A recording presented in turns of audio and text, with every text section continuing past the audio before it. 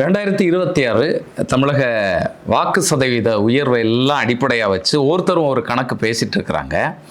ஆனால் பல்வேறு கூட்டணிகளாக நின்னது, பல்வேறு ஒரு கிட்டத்தட்ட 7 முனை போட்டி அப்படின்னே நம்ம சொல்லலாம். இதில் யாருடைய வெற்றியை யார் பாதிப்பா, எந்த ஓட்டு எங்கே போகும், இந்த கணக்குகள் எல்லாம் எப்படி என்ன நடைபெற்று கொண்டிருக்கிறது, நம்ம கவனிக்காத விஷயங்கள் இதில் இருக்கிறதா, குறிப்பாக சசிகலா அவர்களுடையது, ராமதாஸ் அவர்கள், அதுபோல் இவர் வேல்முருகன் அவர்களுடையது, இவங்க எல்லாம் எந்த அளவுக்கு வாக்குகளை பிரிப்பாங்க, கிருஷ்ணசாமி, இப்படி பல்வேறு ஃபேக்டர் இதில் இருக்குது. கவனிக்காமல் விட்டதா இது என்ன? ஒட்டுமொத்தமாக 2026 தேர்தல் நீங்கள் முனைகள் அதிகமாக ஒரு விஷயம் சொல்லலாம். முதல்ல வர்றவங்களுக்கு வாக்கு 40% வேண்டாம், குறைஞ்சாலும் பரவாயில்ல அப்படிங்கிறத உறுதிப்படுத்துவதாக தான் பலமுனை போட்டிகள் எப்போதும் அமையும். உதாரணத்துக்கு எம்ஜிஆரினுடைய முதல் தேர்தல் வெற்றி 1977 அதிமுக எடுத்தீங்கன்னா அவர் வாங்கினது 33% தான். அவருக்கும் திமுகவுக்கும் நடுவில் 9% இடைவெளி இருந்ததுனால 24, 20, 16 4 அணியாக பிரிஞ்சுது. இவருக்கு 33, அடுத்து 24.8 என்னமோ கலைஞர் வாங்கியிருந்தாரு, அடுத்தது ஒரு 20 காங்கிரஸ் வாங்கியிருந்தது, பிறகு ஒரு 16% ஜனதா கட்சி வாங்கியிருந்தது. இவங்களுக்கு 10 எம்எல்ஏ, அவங்களுக்கு 30 எம்எல்ஏ, கலைஞருக்கு 48, திமுக, எம்ஜிஆருக்கு 144 பிரிஞ்சுது. அப்போ நீங்கள் 4 முனை போட்டின்னு எடுத்தா நாலும் ஒவ்வொன்றும் பலமாக நீங்கள் 35-40% வாங்கணும்னு அவசியம் இல்லை. இதுவும் குறையும். ஏன்னா பின்னாடி இருக்கிற அணிகள் எல்லார்கிட்ட இருந்து எடுக்கும்போது யாருக்கு குறைவாக குறைகிறதோ, இப்போ உதாரணத்துக்கு திமுக அதிமுகவுக்கு 3% டிஃப்ரென்ஸ் இருக்குன்னு வைங்க. இப்போ விஜய் அதிமுகலேருந்து எடுக்கிறத விட திமுகலேருந்து அதிகமாக எடுத்தாதான் அதிமுக ஜெயிக்க வாய்ப்பு இருக்கு. ரெண்டு பேர் இருந்து ஒரு சமமா எடுத்தாலும் இது 40-37 இருந்து இது 37 34 ஆனாலும் திமுக தான் முதலிடத்துல. சமமா எடுத்தாலும் திமுக தான் வெற்றி பெறும். திமுக இன்னைய தேதிக்கு இருக்கிறதுல லீடிங்னு பார்த்தா டிஎம்கே கூட்டணி. நம்ம கடந்த தேர்தல் 24 விட்டுருங்க, 21 எடுத்தோம்னா அது நடுவில் இருக்க 3% டிஃபரன்ஸ்னா விஜய் இவங்க கிட்ட இருந்து 1 எடுத்து அவங்க கிட்ட இருந்து திமுக 4 எடுத்தாதான் ரெண்டும் சமமாகும். அங்க 5 எடுத்துட்டு இங்க 1னா தான் உதாரணத்துக்கு அந்த பர்சன்டேஜில் இவங்களுக்கு வருவதற்கான ஸ்பாய்லராக இருக்குது. இல்லை 2 பேர் இருந்து மொத்தமாக 15 எடுத்து அவர் 30 ஆகிட்டு இவங்க 2 பேர் 20 கீழே போய் அவர் ஜெயிக்கிறதுக்குனாலும் மற்ற வாய்ப்புகள் அதை அவங்க கிளைம் பண்ணுற மாதிரி வச்சுக்கலாம். எனவே இது விஜய் ஓட்டருக்கு எல்லார்ட்டிருந்து எடுக்கிறார், அதில் மாற்று கருத்தே இல்லை. அது எவ்வளவு அப்படிங்கிறது பொட்டியை திறக்கிற வரைக்கும் அது ஒரு சஸ்பென்ஸாக தான் இருக்குன்னு வச்சுக்கோங்களேன். இது நீங்கள் விஜயனுடைய ஃபேக்ஷன் ஒரு பக்கம் வைக்கிறீங்க. அடுத்தது சீமான் அவர்களுக்கு இந்த முறை இழப்பு இருக்கும் அப்படின்னு ஒரு பக்கம் பார்க்கப்பட்டாலும் அது பெரிய அளவுக்கு இழப்பாக இருக்குமா அப்படிங்கிற ஒரு கேள்வி இருக்குது. ஏன்னா அவர் வெறுமனே திமுக அதிமுக 2 பேரையும் அடித்து அவர் வாங்கின வாக்குகள் அதில் இருக்குது. விஜய் அதிமுக அந்த அளவுக்கு பெருசாக அடிக்கலை. கடைசி நேரத்தில் மற்றும் பலருங்கிற மாதிரி பேசினாரே தவிர அதை தாண்டி போச்சா அப்படிங்கிற இல்லை, அடிக்கல, அதில் மாற்று கருத்து இல்லை.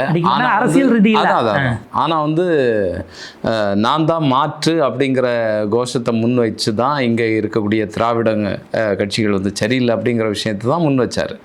அப்போ நமக்கு அதிமுகவுக்கும் திமுகவுக்கும் போடாத ஒருத்தன் நாம் தமிழர் போடுவோமே இப்படிங்கிற மனநிலையில தொடர்ச்சியாக போட்டுட்டு இருந்தவர். சீமான் அவர்கள் 24 ஏறினதுல 21 விட கமலஹாசனுடைய மாற்றத்தை எதிர்பார்த்த வாக்குகள் அந்த பக்கம் போயிருக்கும் ஓரளவுக்கு.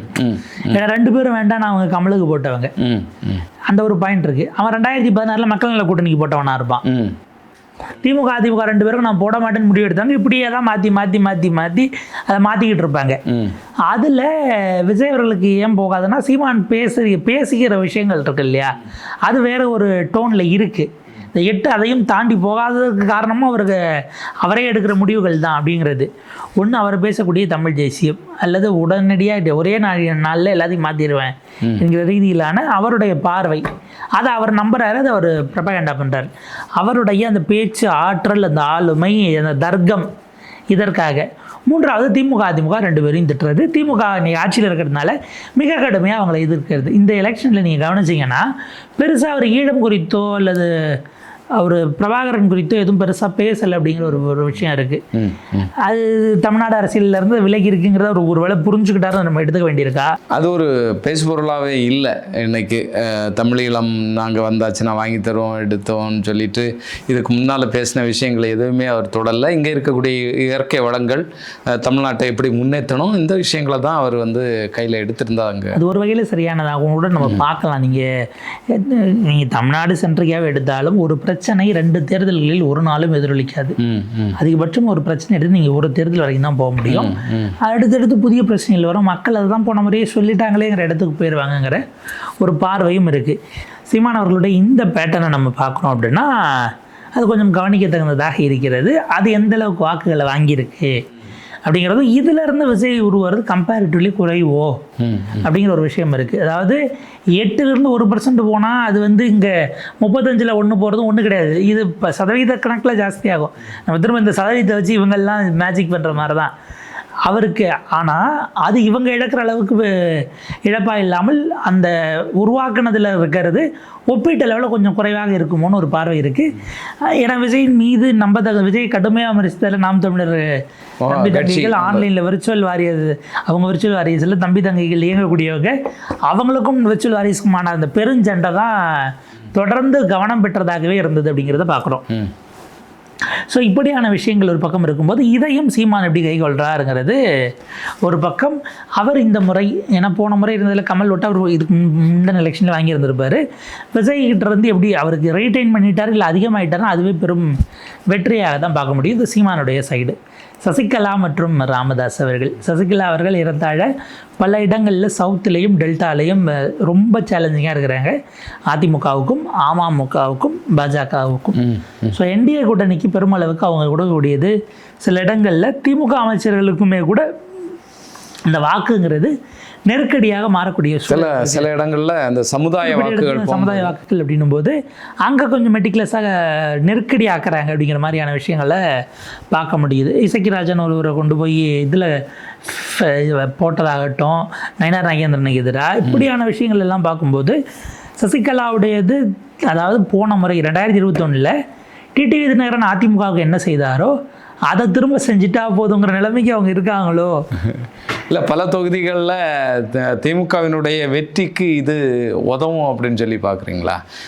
அதாவது அதிமுகவினுடைய வெற்றியை பாதிக்கும், அதன் மூலமாக திமுகவுக்கு ஒரு வெற்றி கிடைக்கும். இதில் என்னென்னா சமூக கணக்குகள் மட்டும் எப்படி பிளவுபடுங்கிறத நமக்கு கவனமாக கொஞ்சம் ஒர்க் பண்ண வேண்டியிருக்கு. ஏன்னா இப்போ பெரும்பான்மையாக இருக்குன்னு எல்லாரும் அதே சமூகத்தை போடுறாங்க அப்படின்னா இவங்க போட்டிருக்கக்கூடிய ஆள் அந்த சமூகத்துக்காக அமைப்பு எழுப்பி திரட்டிக்கிட்டு வேலை பார்க்குறவர்னு வைங்க, திமுகவுக்கு போக வேண்டிய வாக்கும் இந்த பக்கம் வரும். அந்த சமுதாய கணக்குகள்னு வரும்போது 3 பேரும் ஒரே சமூகத்தை சேர்ந்த ஆளை போடுறாங்கன்னா அப்போ எப்படி செதறும் அப்படிங்கிறது இருக்குது. இதில் என்னென்னா சசிகலா போடக்கூடியது அந்த டெல்டாலையும் சவுத்துலேயும் கடந்த முறையே திமுக பெரும்பாலும் ஜெயித்த இடமாகத்தான் இருக்கிறது. நல்ல ஒரு அந்த ரீஜன், அந்த மண்டலமே திமுகவுக்கு ஃபேவராக தான் இருந்தது. இப்போ இதில் விஜய் என்ன அளவுக்கு ஸ்பிளிட்டை ஏற்படுத்துகிறாரு, அது போக சசிகலா யாருக்கு டேமேஜ் ஏற்படுத்த போகிறாங்க, ஓட்டு அங்கே எத்தனை முனையாக செதறது அப்படிங்கிறத பாருங்கள். இதில் அதே சவுத்தில் தான் இன்னொரு பிளேயராக டாக்டர் கிருஷ்ணசாமி. ஸோ கிருஷ்ணசாமின்னும் போது அவர் அங்கே சவுத்தில் மட்டும்தான் அவருக்கு 61 சீட் வரைக்குமா என்னமோ கேண்டிடேட் போட்டிருக்காப்புல. அவரால் முடிஞ்ச அளவுக்கு அவர் கேண்டிடேட் இறக்கியிருக்காருனாலும் அவர் நேரடியாக அதிமுகவை திட்டி எடப்பாடி பழனிசாமி விமர்சித்து தான் அவர் எங்களை மதிக்கலை, பாடம் ஏமாத்திட்டாரு அப்படிங்கிறது தான். சமூகத்தை அவர் அவமானப்படுத்திட்டாருங்கிற ரேஞ்சுக்கு தான் அவருடைய நரேட்டிவ் இருக்கிறது. நல்ல வேளையா அவரையோ இல்லை சசிகலாவையோ அல்லது ராமதாஸையோ விஜய் சேர்த்திருந்தா அதனுடைய இது மாறி இருக்கும். எது மாறி இருக்கும்னா விஜய்க்கு வந்தது வராமல் போகிறதுக்கான அப்படியா கவுண்டர் கன்சாலிடேஷன் ஆகிருக்கும். நீங்கள் ராமதாஸை உள்ள சேர்க்குறீங்கன்னா வன்னியர் அல்லாதவர்கள் வட தமிழ்நாட்டில் ஒரு பக்கம் ஒரு கூட்டணி பக்கம் அவங்களுக்கு விஜய்க்கு அந்த வாக்குகள் வராமல் போயிருக்க வாய்ப்பு இருக்கு. அப்படி ஒரு கிருஷ்ணசாமியை சேர்க்கும்போது அவருடைய சமூகம் அல்லாத மற்றவர்கள் அங்கே முரணாக இருக்கக்கூடிய சமூகங்கள் விஜய்க்கு வராமல் ஒன்று சேர வாய்ப்பு இருக்கு. இப்படி சசிகலாவுக்கும் அந்த கவுண்டர் கன்சாலிடேஷன் நடக்கும். அப்போ இந்த கவனத்தினால தான் அவருக்கு ஆலோசனை சொன்னவர்கள் வேண்டாம், அது மற்ற சமூகங்கள்லாம் எதிர் திசை கொண்டு போய் உங்களை தோக்கடின்னு திமுகவுக்கு போட்டுருவாங்க அந்த வேலையை செய்யாதீங்க. இல்ல, அதாவது இவங்க வந்து திமுக கூடயோ அதிமுக கூடயோ கூட்டணி வைக்கும்போது பிரச்சனை இல்லை. இப்போ விஜய் வரும்போது விஜய் தான் ஒரு மாற்று சக்தி அப்படின்னு நினைக்கும் போது அவர்கிட்ட போய் இவங்க கூட்டணி வச்சா இப்படி ஒரு கணக்கு ஆகும். இன் ஜென்ரலே அப்படி ஒரு கணக்கு ஆகும். பட் அது டேமேஜ் பண்ணுற அளவுக்கு இருக்குமாங்கிறதுல தான் திமுக அதிமுக வச்சு சமாளித்து ஓடிக்கிட்டு இருந்தாங்க. நீங்கள் இப்போ சமீப காலத்துலலாம் உங்களுக்கு அந்த வாக்குப்பிளவுங்கிறது சமூகமே ஏறத்தாழ சமூகங்களாக வாக்களிக்கக்கூடிய ஒரு அந்த ஒரு பயிற்சிக்கும் வந்துகிட்டு இருக்காங்கங்கிறதையும் நம்ம கவனிக்க வேண்டியிருக்கு. ஸோ இது நம்ம தெற்க பொறுத்த வரைக்கும் கிருஷ்ணசாமி சில இடங்களில் போடுறாரு அப்படின்னா, அப்போ 2 வெவ்வேறு பெரும்பான்மை சமூகங்களுடைய வாக்குகளையும் இவங்க 2 பேரும் ஒரு கேண்டிடேட் வச்சு உருவுறாங்க. திமுக அதிமுக அங்கிட்ட ஒரு கேண்டிடேட் போடுறாங்கன்னா இதில் யாராவது 2 பேர் இதே சமூகங்களை சேர்ந்தவங்களா இருந்தால் எக்கச்சக்க குழப்பங்களோட இந்த முறை தென் தமிழ்நாடு அப்படிங்கிறது ஒரு பெரிய இதுதான். வட தமிழ்நாடும் அதே மாதிரி இன்ட்ரெஸ்டிங்கான விஷயம் கொண்டதாக மாறுகிறது. ஏன்னா டாக்டர் ராமதாஸ் சௌமியாவுக்கு வாக்களிக்காதீங்க அப்படின்னு ஒரு வீடியோ வேறு போட்டிருந்தாரு. அதெல்லாம் முடிஞ்சு எலெக்ஷன் முடிஞ்சிருச்சு. அவர் குறிவைப்பது வெறும் அன்புமணியை மட்டுமானால் என்டிஏ அவருக்கு வட தமிழ்நாட்டில் அன்புமணி கூட்டத்தில் யார் நின்னாலும் நிப்பாட்டுறதுங்கிறது தானே அவங்களுக்கான எதிர்ப்பு நிலையாக இருக்குது. ஸோ அவருடைய கேண்டிடேட் அங்கே இருக்கிறாங்க, அவங்க களத்தில் இறங்கி இருக்கிறாங்க. அன்புமணிக்கு போகிறத பிரிச்சிடணும் அப்படிங்கிற மாதிரியானது. ஆனால் அதை தாண்டி அன்புமணிக்கு அதிமுக வாக்குகள் அப்படிங்கிறது பேக் போனாக இருக்குது. இது எந்த அளவுக்கு இவரால் டென்ட் ஏற்படுத்த முடியும்? சின்னம் இல்லாமல் கட்சியை தொடங்குறது அவராகவே இருந்தாலும், ராமதாஸ் ஐயா தான் அவங்களுக்கு குலசாமிங்கிற நினப்பில் இருந்தாலும், இவரால் அவங்களுக்கு எந்த அளவுக்கு பாதிப்பை ஏற்படுத்த முடியுங்கிற சின்னம் இல்லாமங்கிற கேள்வி தொக்கி நிற்கிது. அதை தாண்டி அஃப்கோர்ஸ் வன்னியர் சங்கம் அவருக்கு பேக்ரவுண்டாக இருந்ததா, பேக்கப்பில் இருந்ததா இருக்குது. அதை தாண்டி இளைஞர்களுடைய இது இப்போ என்னென்னா, அன்புமணிக்கும் இந்த சமூகத்தினுடைய இளைஞர்கள் போனோம்னா, விஜய் அங்கிட்டு விக்கிரவாண்டியில் மாநாடு போட்டதே ஆரம்பத்தில் பாமகவுக்கான செய்தியாகவும் பார்க்கப்பட்டது. அங்கே பார்த்தீங்கன்னா பட்டியல் சமூக இளைஞர்களும் சரி, வன்னியர் இளைஞர்களும் சரி, சரிபாதியாக அவங்க போய் கூட்டத்தை அட்டன் பண்ணக்கூடிய ஒரு எண்ணம் இருந்தது, ஒரு பார்வை இருந்ததுன்னு அப்பயே அது பேசுபொருளாக மாறுச்சு. அந்த இடத்துல அவர் கண்டெஸ்ட் பண்ணுறாரு, ஆட்களை போட்டுருக்கிறாருன்னும் போது விஜய் அங்கிட்டு இளைஞர்கள் குறிவைப்பார், அன்புமணி, ராமதாஸ், இது போக தமிழக வாழ்வுரிமை கட்சியினுடைய திரு வேல்முருகன் அவர்கள், அவரும் அப்புறம் வடக்கு தான் பாமகலேருந்து வந்து கட்சி தொடங்கியவர் தான். அவர் தன்னுடைய கேண்டிடேட் அதே அப்புறம் வட தமிழ்நாட்டில் இருக்கிறார். இல்லை, எல்லா பகுதிகளிலும் இதுவும் பாதிக்குமே. எல்லாமே வந்து திமுகவுக்கு சாதகமாக அமைகிற மாதிரில இருக்குது அந்த இடம் தான். இப்போ எந்த சமூகத்துடைய வாக்குகள் எத்தனை கூறா சிதறதுங்கிறது தெரியாத ஒரு விஷயம் இருக்குது. இரண்டாவது, இப்போ வேல்முருகன் வெளியில் போனார்னா அந்த பகுதியில் என்ன பேக்கப் திமுகவுக்கு இருந்ததுங்கிற கேள்வி இருக்குது. ஏன்னா அவங்க வேல்முருகனுடைய இழப்பு அப்படிங்கிறது அதனோட கன்சிடரபிள் அளவு வந்து தேமுதிக வச்சு கட்டாயம் சரியாயிரும்னு ஒரு எண்ணம் உங்களுக்கு வந்துருக்கலாம். ஆக்சுவலாக வேல்முருகன் வெளியில் போனதுக்கு தேமுதிகனுடைய வரைக்கும் ஒரு காரணமாக இருந்திருக்கலாம். ஏன்னா நீங்கள் அந்த ஒரு மண்டலத்தில் விசிகாவும் இருக்காங்க, தேமுதிகவும் இருக்குது, திமுகவுக்கு பேஸில் கட்சி இருக்குது. அப்புறம் வேல்முருகன்னா நீங்கள் 4 பேரோட கோஆப்ரேட் பண்ணி ஒர்க் பண்ணுறதுங்கிறது கொஞ்சம் நெருக்கடியானது. எப்போ எங்களை அவமானப்படுத்திட்டாங்கன்னு அந்த கோபம் வரும்னே தெரியாதுங்கிறது. அளவுக்கு அதிகமான ஆட்களை ஏற்றும்போது அந்த ஒரு நெருக்கடி, அந்த ஒரு சிக்கல்ங்கிறது கட்டாயம் வந்து சேரும். அதன் அடிப்படையிலையும் இவங்க இது பண்ணியிருந்துருக்கலாம். ராமதாஸ் பிரிக்க போவதை எப்படி கவுண்டர் பண்ணுறதுங்கிறதுக்கு அதிமுக திட்டம் இருந்துச்சான்னு தெரியல.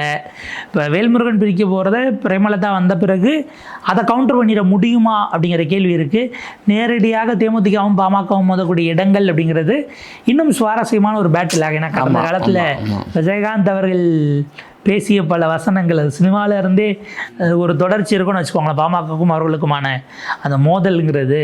பட் அதை தாண்டி அங்கே என்ன இம்பேக்ட் ஏற்படுத்த போது விஜயகாந்துக்கு பிறகான தேமுதிக எவ்வளோ இம்பேக்டாக இருக்குது. இப்போ ஏறத்தாழ திமுக அதிமுகவை தவிர அமமுகவும் அதிமுக பிரிஞ்சிருக்காங்கனாலும் ஒரு பெரும் அளவுக்கு எல்லாருடைய வாக்கு வங்கியும் விஜய் வாக்கு இருக்க எல்லாத்திலிருந்து எடுக்கிறாரு.